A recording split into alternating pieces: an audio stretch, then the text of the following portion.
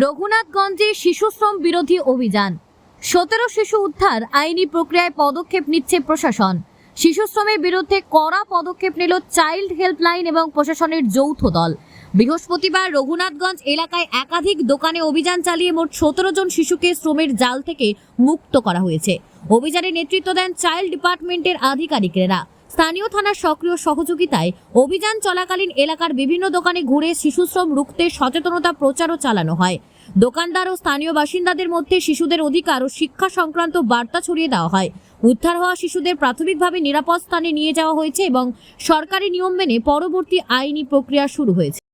Raghunathganj area এটা শিশু শ্রমের ব্যাপারে সচেতনতা, district child protection unit, child helpline এবং ডিস্ট্রিক্ট অ্যাডমিনিস্ট্রেশনের সহযোগিতা এবং এখানে সাব ডিভিশনাল লেবার কমিশনার ওনারা এবং পুলিশ অ্যাডমিনিস্ট্রেশন মিলে এটা একটা সচেতনতার প্রোগ্রাম। এই উদ্যোগ যে শিশু শ্রমের বিরুদ্ধে এটা করা, ঠিক আছে। এখানে কিছু আমরা সচেতনতা করলাম এবং কিছু শিশু আমরা রেস্কিউ করেছি। এদের পরবর্তীকালে এদের যা সরকারি পরিষেবা সেটা দেওয়া হবে এবং শিশু শ্রম থেকে যাতে বিরত থাকে মানুষ সেটা এটাকে কোথায় নিয়ে যাওয়া হবে? এটা এখন চাইল্ড ওয়েলফেয়ার কমিটি আছে, সেখানে প্রোডাকশন হবে, তারপরে অ্যাজ ইট ইজ যা পরবর্তীকালে পদক্ষেপ আইন অনুযায়ী সেটা নেওয়া হবে। আমি district child protection unit, district magistrate office থেকে আমি প্রোটেকশন অফিসার।